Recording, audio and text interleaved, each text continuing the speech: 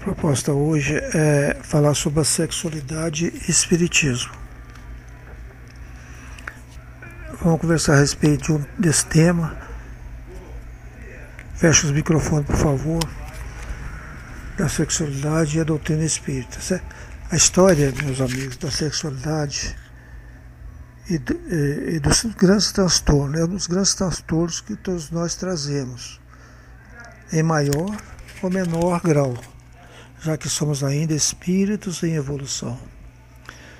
Estamos falando assim sobre a energia criativa que reina em todos os mundos, nas infinidades de galáxias, de vidas espalhadas por todo o universo. Essa energia, meus amigos, está presente também em todos os reinos da natureza, como nós já estudamos várias vezes. Nos minerais manifesta-se como a força que sustenta o intercâmbio entre as cargas positivas e negativas dos átomos, onde nós conquistamos a atração. Nos vegetais, essa força já se manifesta como feminino e masculino, onde nós conquistamos a sensação, a sensibilidade. Nos animais, essa força apresenta-se como instinto e como as primeiras nuances dos sentimentos. O instinto é um guia seguro, jamais erra. Gênesis capítulo 3, item 12. Em nós humanos, o sentimento se fortalece e o instinto a ele se sujeita. Junta. Nominal, conquistamos a inteligência, a razão, o livre-arbítrio, o discernimento. Nós os espíritos estão lá no pico, como eu gosto de falar, na ponta da montanha, espíritos de luz. É o sentimento do amor por excelência, sem interferência dos instintos da materialidade, ou seja, já deixou tudo para trás, todo resquício de matéria.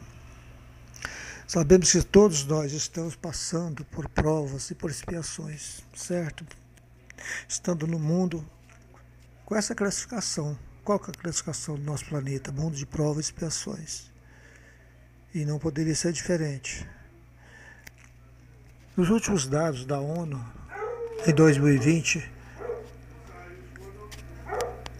constata-se que no planeta tem 7 bilhões e 790 milhões de habitantes, que sem exceções estão passando por duras provas, duras aflições, provações diversas. Poderíamos dizer que a força suprema do universo está fazendo o que, gente? Uma faxina no planeta Terra. Pois a casa do Pai tem muitas moradas, gente. E nós estamos incluídos nesse contexto, mas também sabemos que tudo tem causa exata nas leis imutáveis da força suprema do universo. Dando sequência ao nosso pensamento, Allan Kardec jamais se limitou com os efeitos, mas buscou sempre remontar as causas. E quais seriam as causas, os efeitos dessa energia criadora? Sendo utilizada, vamos dizer assim, de outras formas, não muito adequadas. Quantos utilizaram essa energia criadora equivocadamente nessa vida, em outras vidas, na prostituição, na promiscuidade? Mas também, olhando por outro lado, meus amigos, outro ângulo, quantos homossexuais são reprimidos e são pessoas altamente dignas, não são aceitos pela sociedade, pelas suas igrejas, pelos seus clubes, pelo seu trabalho, pelos seus colegas e principalmente pelos familiares. E são pessoas altamente comprometidas com o bem. A grande verdade é que somos preconceituosos. Essa é a palavra certa. Somos preconceituosos. A questão da homossexualidade, essa palavra é tão difícil, né, gente? A questão da homossexualidade pode ter várias causas. Causas sociais, culturais, psicológicas, familiares, espirituais, até de traumas de vidas passadas. Quando falamos da sexualidade, deparamos com o quê? A ignorância ancestral, antiga, em torno desse tema tão importante, a respeito da nossa realidade, a realidade da nossa alma. Mas o que é a realidade da alma? Ainda não nos cabe, dentro do nosso nível de consciência, analisar profundamente e muito menos entender. Mas do comportamento de homens e mulheres, Muitas vezes enquadramos pela nossa visão caótica o que achamos certo, correto, errado. E a gente quer dar uma de entendido, não é assim, gente? Quer dar uma de sabichão, de entendido. E o pior, enquadramos e julgamos sem piedade. Criminalizamos condutas perfeitamente naturais do ser humano. Isso é um fato. A gente tem visto isso constantemente. Mas, meus amigos, quando falamos da homossexualidade, nosso primeiro ato seria abrirmos a nossa alma, o nosso coração, a nossa visão, para termos o entendimento que não se trata de uma conduta equivocada, a imoralidade ou amoralidade, mas sim um comportamento que temos que entendê-lo e conhecê-lo. E para conhecê-lo, somente retirando o véu do preconceito que se encontra sobre esse tema, que virou um tabu muito grande. Vocês sabem disso, todo mundo sabe disso. E é por isso que devemos falar a respeito à luz da nossa amada doutrina espírita, codificada pelo nosso mestre Allan Kardec. Como todos sabemos, o Livro dos Espíritos, já cansei de falar e vou falar sempre isso. O Livro dos Espíritos é a espinha dorsal da doutrina espírita. Lá encontramos revelações sobre a sexualidade humana, que pode nos ajudar a constituir uma opinião com base sólida, espírita, acerca deste tema tão importante. Também encontramos informações em outros livros, inclusive, meus amigos, para maior e melhor entendimento do estudo dessa noite. Indico, anota aí, pega a caneta, pega o papel, indico a leitura do seguinte tema: As mulheres têm alma? Gente, isso está lá na Revista Espírita de janeiro de 1866, na primeira página. É um tema atualíssimo, como se tivesse sido escrito essa semana, como se o Kardec tivesse aparecido por aqui, escreveu essa semana, escreveu ontem. Já faz 154 anos atrás que foi escrito esse tema. As mulheres têm alma? Onde Kardec esclarece sobre as potencialidades da alma, da sexualidade, referindo à questão 200 do Livro dos Espíritos, que vamos estudar essa noite em defesa de Kardec. Então, eu vou entrar e vou dar a minha afinetada. Eu não tenho que dar. Olha, tem muita gente aí dentro do movimento espírita que não estuda Kardec, que diz que Kardec está ultrapassado, que não é verdade. Pois Kardec deixou claro que a complementação da doutrina espírita, da codificação, são as 12 revistas espíritas que foram editadas, revisadas exaustivamente por Kardec e pela espiritualidade, encarregada da codificação. Agora, dizer que as obras ou livros de Emmanuel, de André Luiz e outros vieram complementar a doutrina espírita não é verdade. Mas isso é um tema para outras palestras, outros estudos. Mas vamos seguir com o nosso tema. A doutrina espírita não aceita, não é convivente com nenhum tipo de preconceito. Kardec, na Gênesis capítulo 1, item 56, deixa claro: caminhando a par com o progresso, o espiritismo jamais será ultrapassado. Porque se novas descobertas lhe demonstrar que está errado acerca de um ponto qualquer, ele se modificaria nesse ponto, e se uma verdade nova for revelada, ele aceitará. Questão número 1 do Livro dos Espíritos, que todos nós sabemos de cor. Acho que é a única questão que todo mundo sabe de cor. Quando o Espírito de Verdade deixa-nos a definição, Kardec pergunta: o que é Deus? Deus, inteligência suprema do universo, causa primária de todas as coisas. E na questão 76, também do Livro dos Espíritos, Kardec pergunta: como podemos definir os espíritos? Pode-se dizer que os espíritos são seres inteligentes da criação, povoam o universo, além do mundo material. Nas duas questões, meus amigos, prestem atenção: o Livro dos Espíritos, que nos mostra que Deus é uma inteligência suprema, e os espíritos como seres inteligentes. Percebemos que nas duas respostas, a inteligência é o elemento que se repete. Deus é a inteligência e os espíritos somos nós, seres inteligentes, ou seja, nós possuímos a essência divina. Então nós somos a imagem e a semelhança do Criador. Tudo certo? Tudo entendido até agora? Espero que sim. Então, Deus, a inteligência, a perfeição, e nós, os espíritos, somos perfectíveis. O que é isso? Perfectibilidade, a capacidade de aprimorar, a capacidade de se aprender, de aperfeiçoar. Trazemos em nós aquilo que o Criador é em essência. Trazemos o atributo da inteligência. Se podemos evoluir, é porque não somos feitos prontos, meus amigos. Não somos criados prontos. Fomos criados, como falam os espíritos, na questão 115, simples e ignorantes. No aspecto da palavra, ou seja, que ignoramos as coisas, que não sabemos as coisas. E por não, gente, não saber as coisas é que podemos aprender. Mas então somos o quê?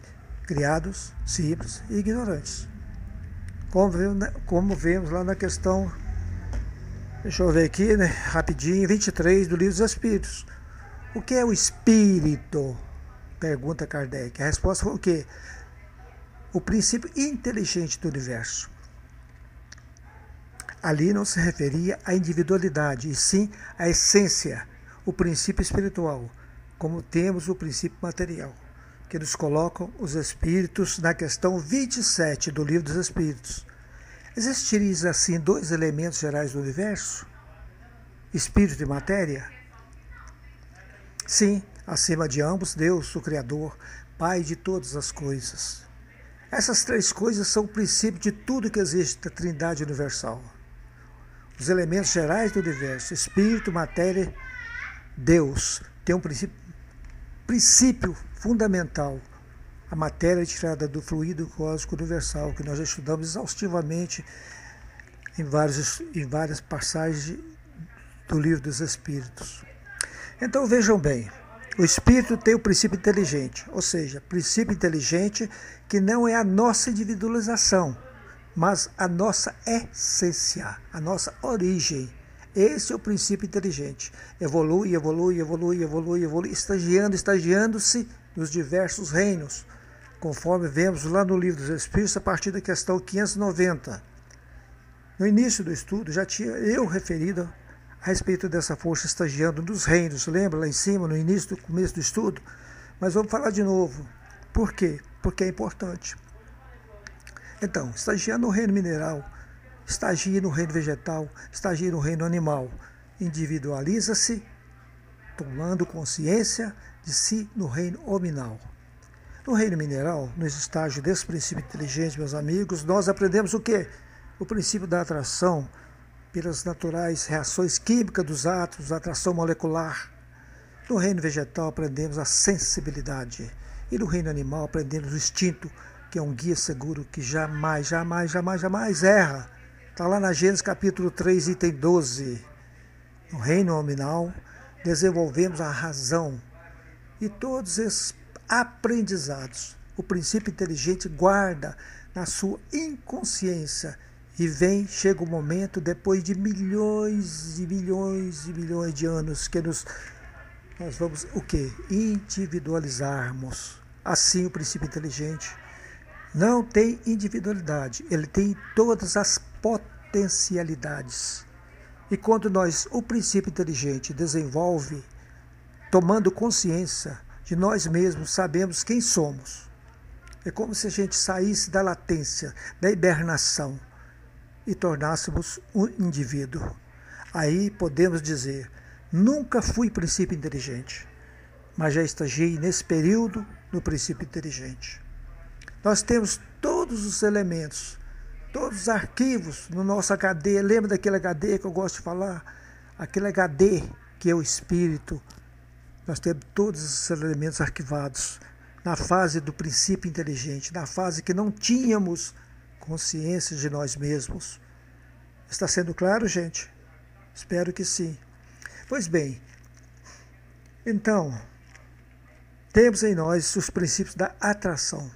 temos em nós a sensibilidade, temos em nós os instintos de sobrevivência e de perpetuação. A racionalidade nos conquistamos no quarto reino, o reino hominal, o reino do ser humano, aquele que tem consciência da sua existência. Pelo pensamento, por raciocinarmos, por pensarmos, nós então dizemos: sou um ser inteligente da criação, criado, simples e ignorante, mas trazendo todas as possibilidades, trazendo a essência, trazendo os atributos da divindade. Ou seja, a inteligência não é sinônimo de cultura, mas a inteligência no sinônimo de capacidade de aprendizado, de capacidade de evolução. Porque todos nós seremos inteligentes, somos seres inteligentes da criação. Então, a nossa origem, da nossa criação, nós temos a potencialidade feminina e a potencialidade masculina. Somos, não fomos, criados espíritos homens, espíritos mulheres. Fomos criados espíritos. Não esqueçam disso. Fomos criados espíritos. E nessa potencialidade masculina e feminina, vamos estagiando, vamos nos colocando em condição material, ora encarnado na condição de homem, ora encarnado na condição de mulher. E exercitando essas duas potências, feminino, masculino, masculino, feminino. Está entendendo, gente? Então ou não? Espero que sim. Como Kardec pergunta aos espíritos, a questão 200 do Livro dos Espíritos, viu, gente? Questão 200. Os espíritos têm sexo? Isso Kardec pergunta. Os espíritos respondem o quê? De que forma? Não como é entendido na Terra, pois o sexo depende da constituição orgânica. Há entre os espíritos amor e simpatia, mas fundamentados na afinidade de sentimentos. Ou seja, não possui da forma que imaginamos, mas possui, ou seja, em essência. Quando falamos em sexualidade, falamos em estrutura corporal, falamos em estrutura biológica, falamos em sexo, numa estrutura especificamente biológica, em que o aspecto anatômico, que somos nós, físicos, encarnados aqui no planeta Terra. Então, dentro dessa estrutura de encarnados, meus amigos, essa energia criadora se manifesta como? Na estrutura homem-mulher, certo? Mas os espíritos não têm essa estrutura. Os espíritos têm o quê? A potencialidade. Isto é, muito importante entender. Os espíritos têm a potencialidade. E nós temos a estrutura biológica. Todos nós possuímos essas duas potências. Todos nós temos isso na nossa origem, as sexuadas. Nosso trânsito sexuado, da nossa evolução. Ou seja, a potência latente, certo? Do espírito. O exercício nas duas potências, ora uma, ora a outra. Ora uma, ora a outra. E depois, passado tempo, a conclusão dessas duas potências, o que acontece no processo evolutivo? Já teremos o quê? As duas juntas. Não será uma, serão as duas. Nós então vamos estagiando no processo reencarnatório da sexualidade, ora encarnado como homem, ora encarnado como mulher, como vemos na questão 201 do Livro dos Espíritos. Em nova existência, o espírito que animou o corpo de um homem pode animar o de uma mulher? Ou vice-versa? Eles respondem, de certo, pois são os mesmos espíritos que animam os corpos dos homens e corpos das mulheres. E a resposta é bem característica, presta atenção para vocês verem, bem profunda. Eles disseram, é o mesmo espírito que habita o corpo de um homem e de uma mulher. Então, é o mesmo espírito. Veja que coisa interessante. Então, nós não temos espíritos homens, nem temos espíritos mulheres. Nós temos espíritos. E a questão de homem e mulher é puramente o que, gente? É encarnatória. É puramente uma questão biológica.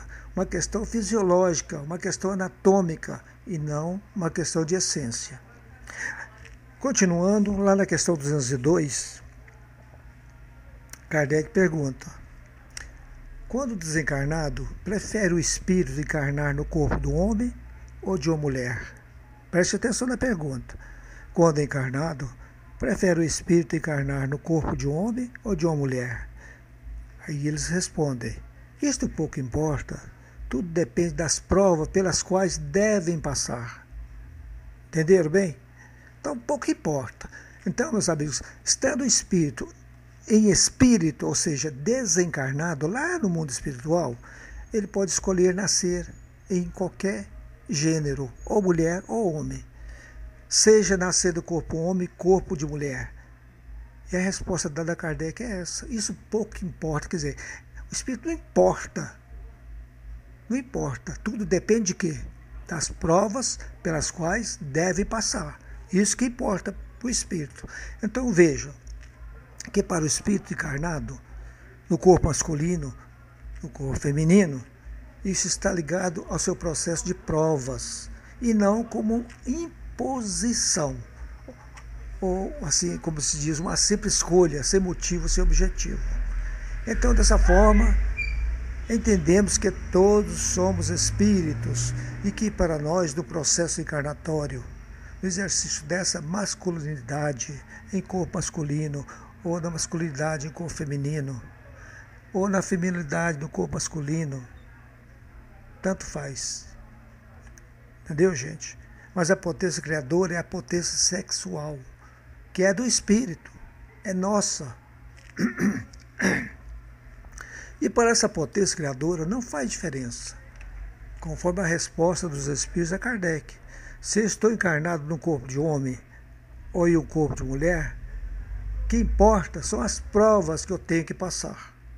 E nesse estágio, eu vou aprendendo. Em função de quê? Dos elementos sentimentais, da cultura, da função dos hábitos sociais, etc. Então, no processo educacional de encarnado, vamos conferindo ao homem um estilo de educação. Olha, presta atenção.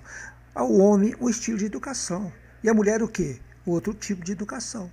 É por isso que tem que haver essa alternação. Mas o espírito que habita o corpo do homem ou da mulher independe disso.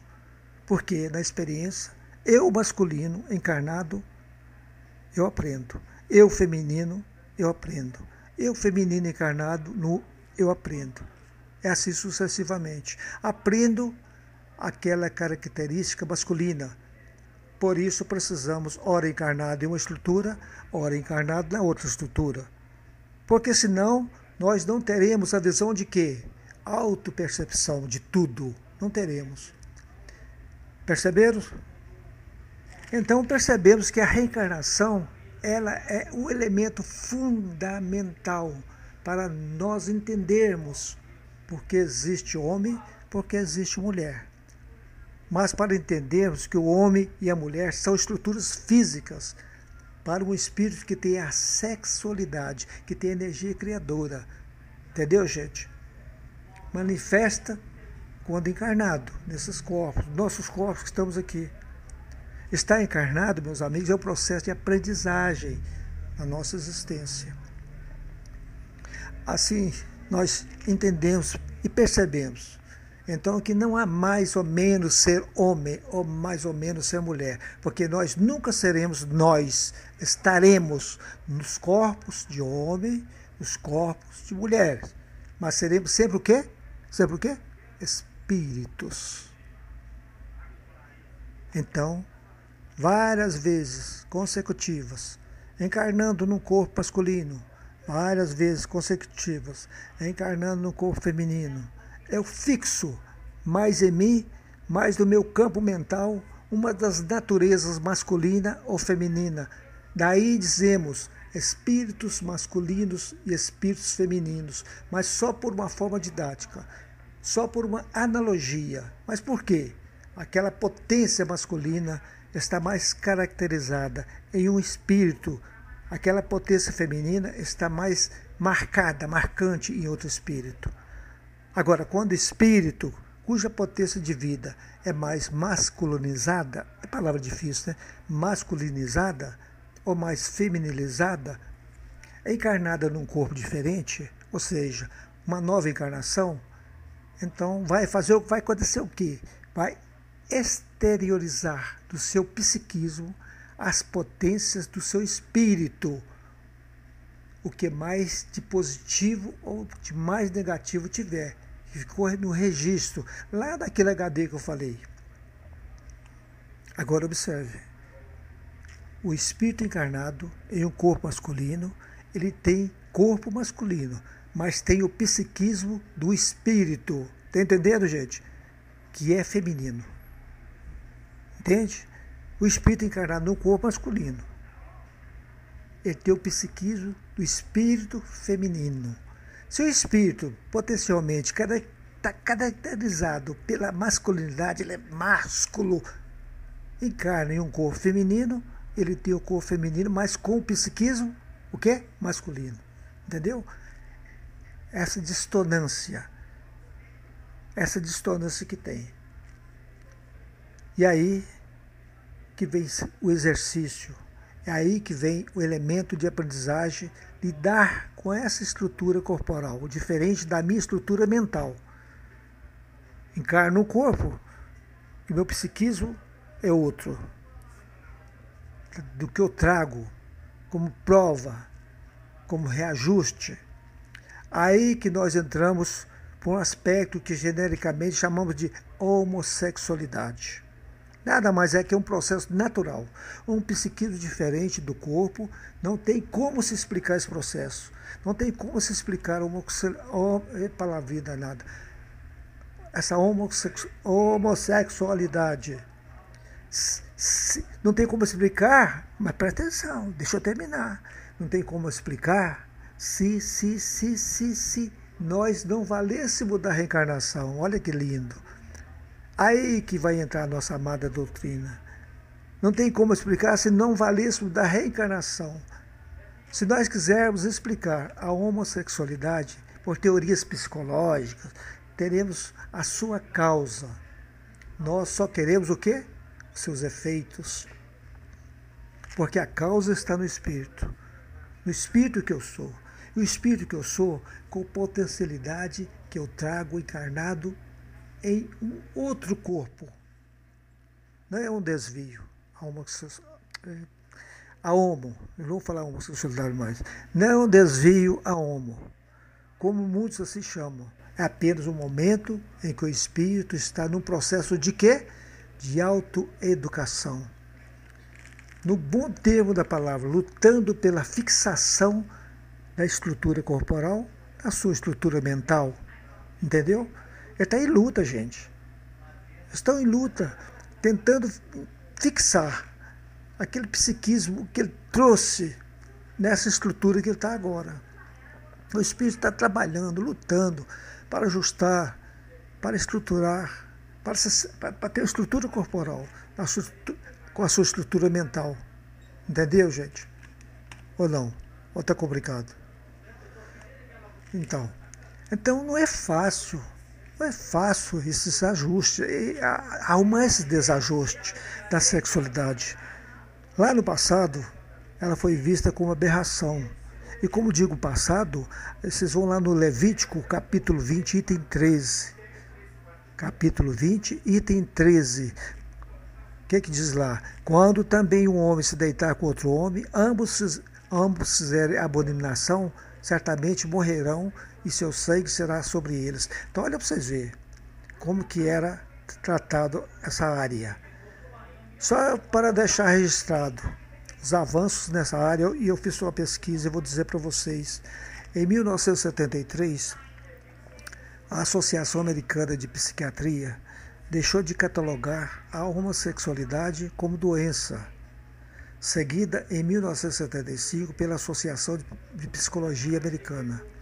Em 1993, a Organização Mundial da Saúde retirou a homossexualidade da lista das doenças mentais.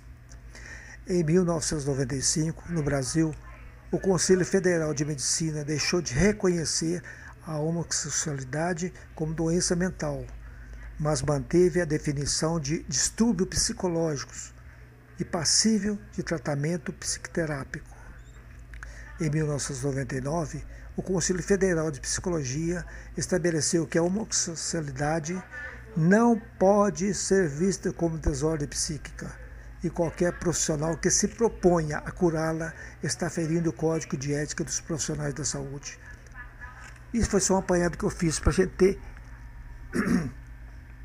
ter assim, a noção de como está caminhando nessa área a ciência médica, a cultura, a nossa cultura.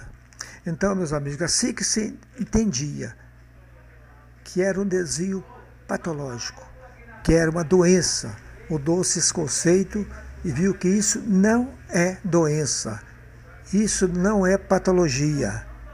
Durante muito tempo, trabalhando na estrutura psicológica, derivada daquele pensamento, sabe aquele pensamento freudiano lá do complexo de Édipo? Então, com isso eles trouxeram à tona que era uma doença. Que os problemas não são resolvidos, aqueles problemas que estão no porão, que estão no inconsciente profundo, vinha para a tona e o cara virar homossexual.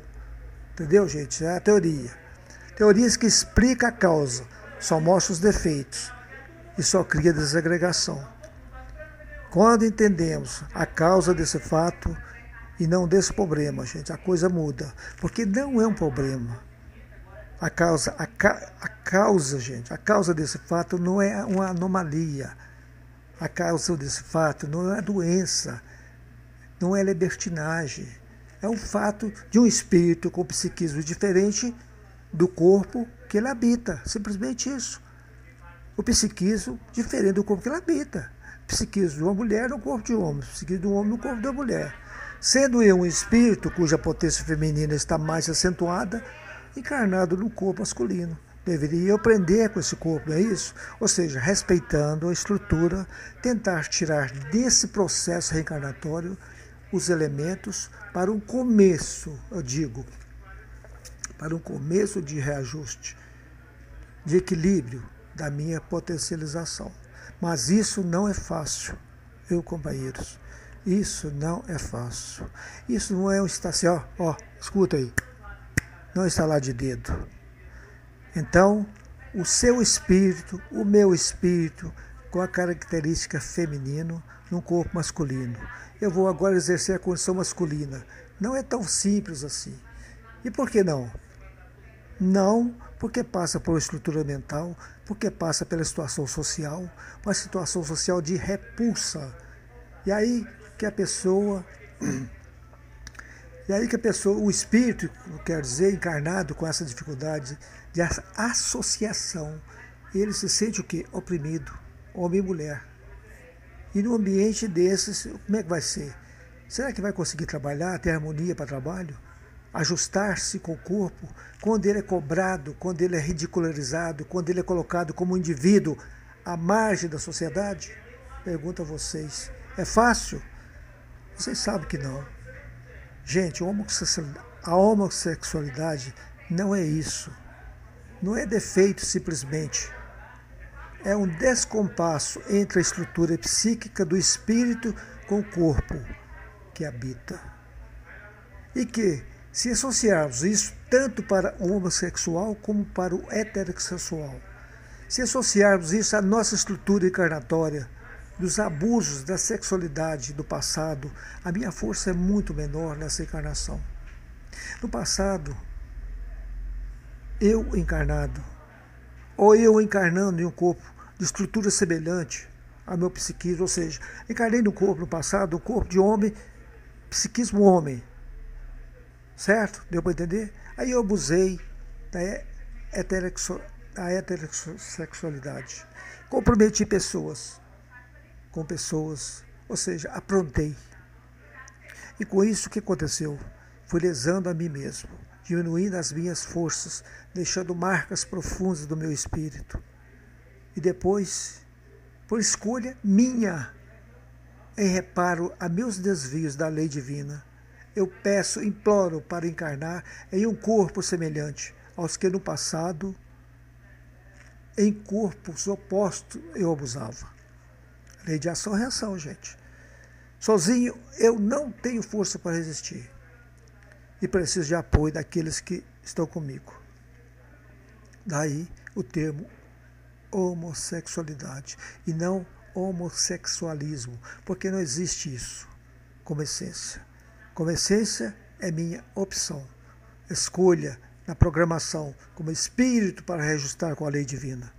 Agora, para exercer isso como hétero, na homossexualidade deve ser pautada pelo sentimento amoroso, porque ali está o amor, da mesma forma que dos heterossexuais.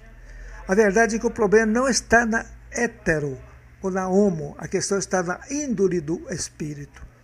Aí já é uma questão de ordem moral, que eu digo, não moralista, é uma questão de ordem evolutiva, porque estou na homossexualidade, em desvário de atitudes.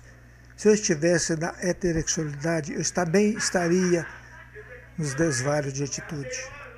Porque em todas as vertentes, meus amigos, os desvios dessa energia criadora, ele só tem barreiras para enfrentar. A barreira do autodescobrimento, lutando contra estruturas sociais estabelecidas, e ele se sentindo deslocado nessa estrutura. Então a primeira dificuldade que ele tem é essa. Porque ele também começa a se coibir, se culpar. Ele também começa a se punir. Começa a achar que está tudo errado, que está errado. E a questão aí não é de estar certo ou de errado. É a luta que será difícil. E ele não passa a se harmonizar. Aí vem a segunda luta, os familiares. A incompreensão familiar, muitas das vezes, é a primeira coisa que ele escuta. O que ele escuta a primeira vez? Olha, nessa casa você não entra nunca mais. Pode sumir daqui. E aí? Como que ele vai se ajustar? Se os seres com os quais, antes de encarnar, combinaram, se comprometeram a ajudá-lo, porque ninguém é de ninguém, antes de eu nascer, numa família, nós sabemos disso, já estudamos sobre isso, já ouvimos palestras sobre isso. Eu, espírito, no mundo espiritual, sou orientado, fortalecido, converso com futuros pais, já sabe que eu tenho um problema, um espírito, que eu encarnarei com esses desajustes, e eles comprometeram em me ajudar, em ajudar nessa difícil tarefa, de me ajustar no meu psiquismo, no meu corpo. Porque ninguém reencarna por acaso. Ninguém reencarna por acaso em uma família. Lá no capítulo 5 do Evangelho segundo o Espiritismo, está claro, o espírito frequentemente renasce no meio que já viveu.